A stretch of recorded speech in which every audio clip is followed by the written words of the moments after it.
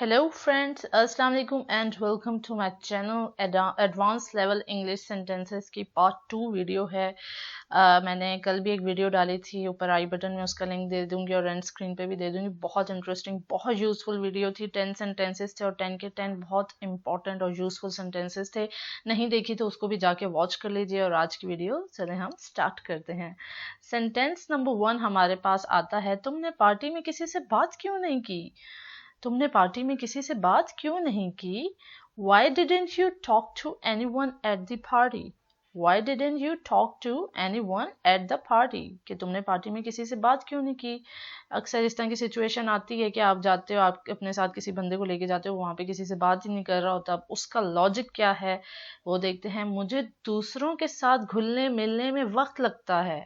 मुझे दूसरों के साथ घुलने मिलने में वक्त लगता है, यानी फ्रैंक होने में वक्त लगता है, बात करने में वक्त लगता है।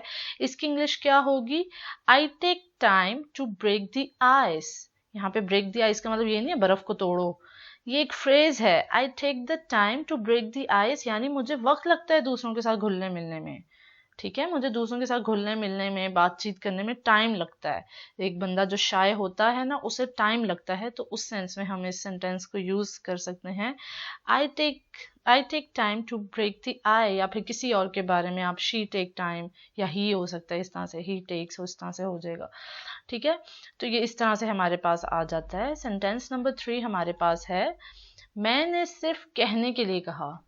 क्या मतलब? मैंने सिर्फ कहने के लिए कहा। अक्सर आप बात कोई कह देते हो, वो सिर्फ कहने की हद तक की होती है, अमलन आपने नहीं उस पर कुछ करना। यानी आपने बस कह दिया, सामने वाले को टालने के लिए कह दिया, मगर अमल नहीं करना उस बात पे। तो इसकी इंग्लिश क्या होगी?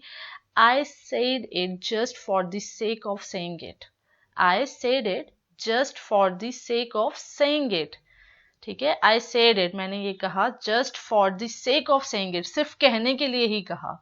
ठीक है, सेंटेंस नंबर 4 है हमारे पास, आज नहीं तो कल सबको पता चल जाएगा। कोई बात आप छुपा रहे होते हैं और वो बात ऐसी होती है कि हम कहते हैं कि भाई आज नहीं तो कल सबको पता चलना ही है ना, पता चल ही जाएगा। तो इसकी क्या इंग्लिश होगी? Everybody will get to know sooner or letter.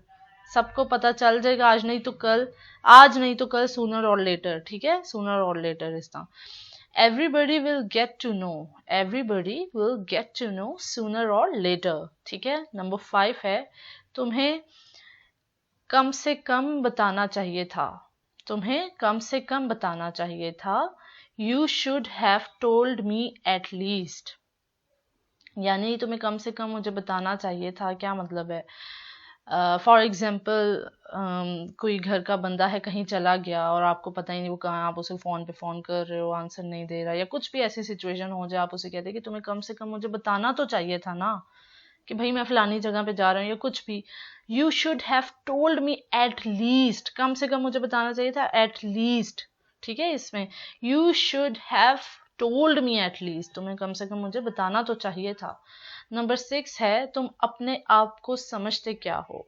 तुम अपने आप को समझते क्या हो? What do you think you are? Who do you think you are? Sorry, who do you think you are? Who do you think you are? Number 7 है, मानो ना मानो उसने पैसे खाए हैं। हम मानो ना मानो, उसने ये किया है, मानो ना मानो वो ऐसा है, तो उस सेंस में ये बात हो रही है। बिलीव इट और नॉट, मानो ना मानो का मतलब होता है बिलीव इट और नॉट। उसने पैसे खाए हैं यानी रिश्वत समझ लें। He has taken a bribe, believe it और not, he has taken a bribe. ठीक है, यानी मानो ना मानो उसने पैसे खाए हैं, उसने रिश्वत खाई है, उस सेंस में हम यूज करते हैं सेंटेंस। नंबर 8 है, मेरी ख्वाहिश पूरी हो गई। मेरी ख्वाहिश पूरी हो गई। My wish came true, my wish came true. Number 9 है, मैं एक न्यू गाड़ी लेने के बारे में सोच रही हूँ। मैं एक नई गाड़ी लेने के बारे में सोच रही हूँ। ठीक है, तो क्या इंग्लिश होगी? Buying a new car is on my radar. ठीक है, इज ऑन माई रेडार, यानी कि उसके बारे में अभी मैं सोच रही हूँ, अभी मैंने कोई पक्का फैसला नहीं किया। Buying a new car is on my radar. ठीक है, ये बहुत हेल्पिंग किस्म का सेंटेंस है, आई थिंक बहुत यूजफुल सेंटेंस है ये। नंबर 10, सिर्फ बातों में शेर हो, यानी कि बातों में शेर होना। मैं आपको समझाती हूँ क्या मतलब है, पहले सेंटेंस देख ले। आई एम अ पेपर टाइगर, यानी एक बंदा जो होता है ना बातों में बड़ा कुछ बोल जाता है मगर जब करने की आए तो उसकी फुस हो जाती है।